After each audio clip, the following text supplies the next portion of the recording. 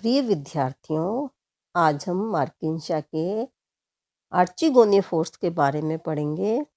आर्चिगोनियोफोर भी एंथिडियोफोर के समान रूपांतरित या मॉडिफाइड ब्रांच है, जो कि लंबे स्टॉक व डिस्क या पात्र या रिसेप्टिकल में डिफरेंशिएट होती है।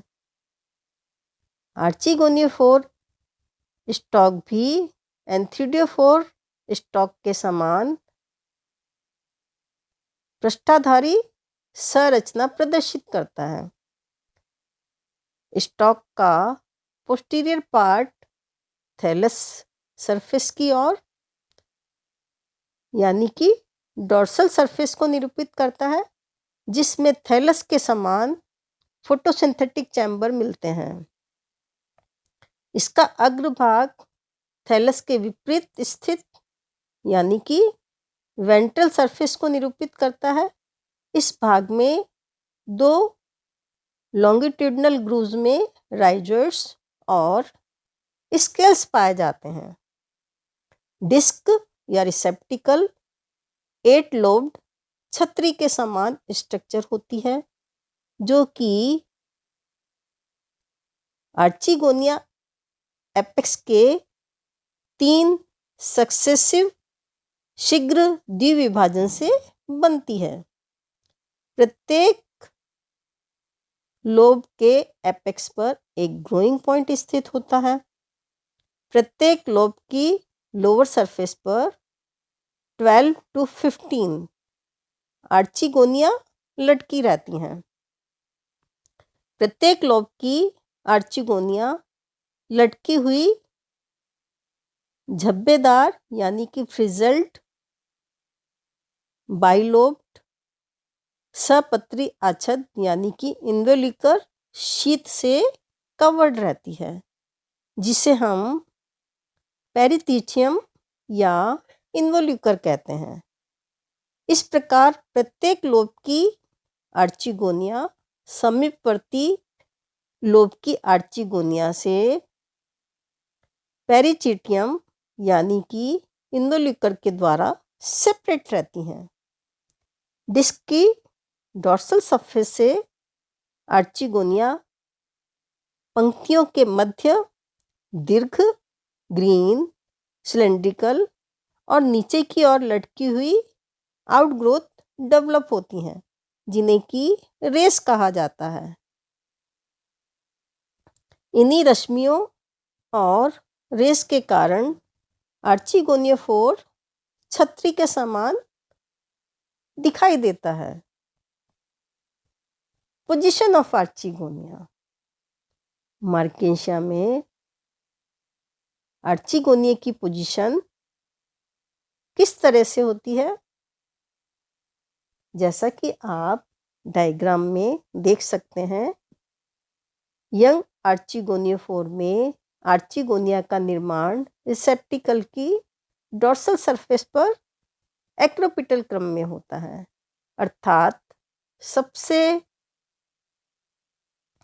वयस्क या परिपक्व होती हुई आर्चिगोनिया सेंट्रल पार्ट की ओर होती हैं।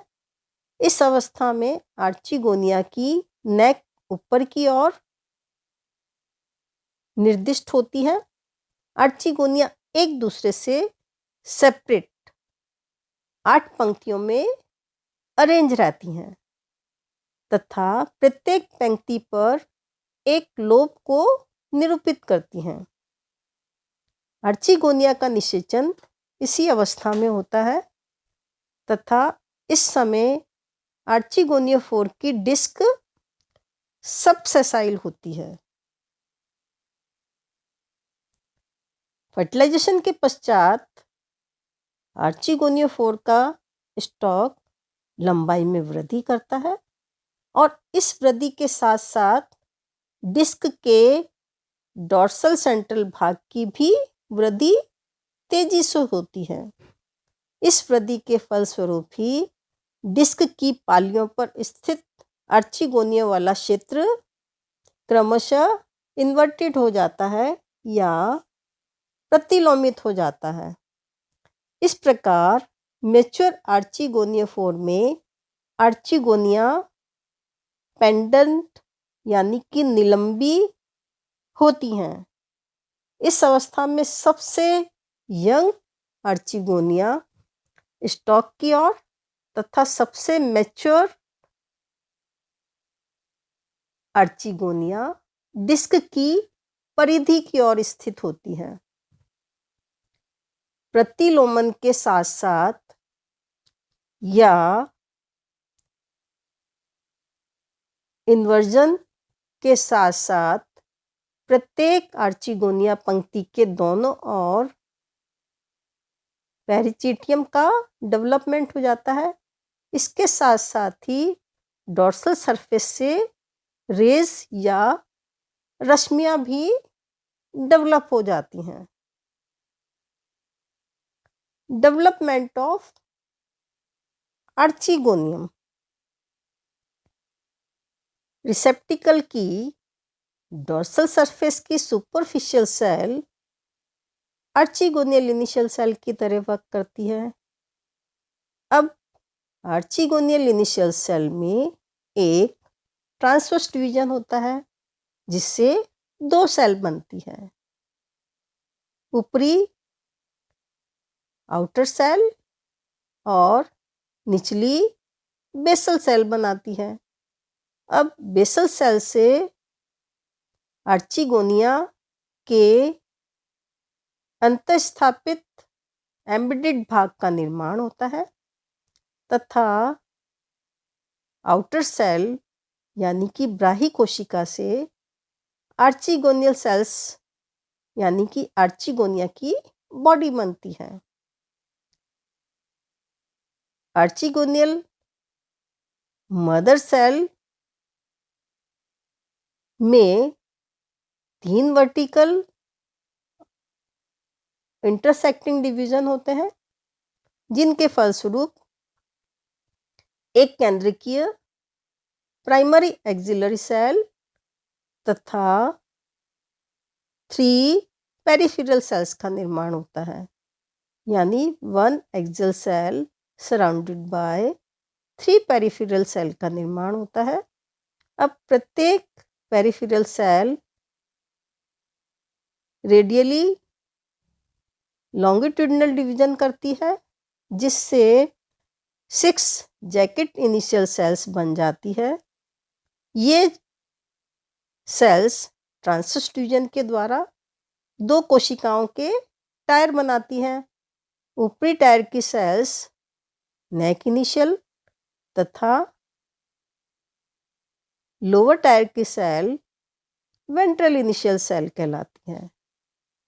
नेक इनिशियल सेल्स अब ट्रांसवर्स डिवीजन के द्वारा आर्चिगोनिया की नेक का निर्माण कर देती हैं जो कि 6 to 9 कोशिकीय ऊंचाई और 6 वर्टिकल रो ऑफ सेल्स की बनी होती है।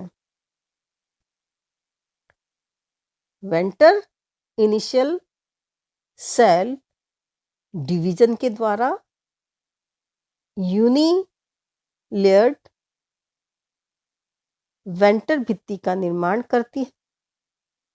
अब एक्सियल सेल्स में ट्रांसवर्स डिवीजन के द्वारा भी 2 सेल्स बनती है, primary cover cell and lower central cell. अब प्राइमरी कवर सेल्स एक दूसरे के समकोण पर 2 वर्टिकल डिवीजन होने से 4 कवर सेल्स बनाती है, जबकि सेंट्रल सेल ट्रांसवर्स डिवीजन के द्वारा upper primary neck canal cell and lower primary ventral cell बनाती है। Primary neck canal cell transverse division के द्वारा 4 to 6 नेक कैनल सेल्स बनाती हैं जो कि एक पंक्ति में व्यवस्थित रहती हैं और नेक के अंदर पाई जाती हैं। वेंट्रल सेल एक ट्रांसवर्स डिवीजन के द्वारा 2 अनइक्वल सेल्स बनाती हैं जिसमें ऊपर की छोटी कोशिका वेंट्रल कैनोल सेल तथा बेस पर पाई जाने वाली बड़ी कोशिका एग कहलाती है। बेस की बड़ी कोशिका राउंड अप हो जाती है और एग बनाती है। आर्चिगोनिया डेवलपमेंट के साथ साथ इसके चारों ओर की जो वेजिटेटिव सेल्स है वो भी एक्टिव हो जाती है या मेरिस्टेमेटिक हो जाती है और डिविजन्स के द्वारा आर्चिगोनियल चैम्बर्स को बनाती है, यानी कि आर्चिगोनिया के चारों तरफ एक चैम्बर बना देती है। थैलस की ऊपरी सतह पर आर्चिगोनिया नेक का कुछ भाग प्रकोष्ठ के बाहर की ओर निकला रहता है, जबकि बेसल पार्ट जो है वो एम्बेडेड रहता है। यदि मैच्योर आर्चिगोनिया का स्ट्रक्चर हम देखें तो हम देखेंगे प्रत्येक आर्चिगोनिया एक फ्लास्क शेप्ड बॉडी होती है, एक छोटे मल्टीसेलुलर स्टॉक के द्वारा डिस्क पर संलग्न रहती है। आर्चिगोनिया बॉडी का बेसल पार्ट जो कि फूला हुआ होता है वेंटर कहलाता है तथा ऊपर का संकीर्ण पार्ट नेक कहलाता है। वेंटर का जैकेट एक स्तरीय होता है या यूनिलेयर्ड होता है, जिसमें एक बेसल बड़ा एग व एक छोटी वेंटर कैनोल सेल्स पाई जाती हैं। नेक भाग का jacket 6 vertical row of cell का बना होता है। नेक कैनोल में 4 to 8 नेक कैनोल सेल्स पाई जाती हैं और आर्चिगोनिया के एपेक्स पर 4 कवर सेल्स पाई जाती हैं। आर्चिगोनिया वेंटर के बेस के चारों ओर एक कॉलर सदृश्य स्ट्रक्चर भी पाई जाती है, जिसे कि परिस्त्रिधानी यानी कि पेरिगाइनियम कहते हैं। अब हम मार्केंशिया में फर्टिलाइजेशन के बारे में पढ़ेंगे।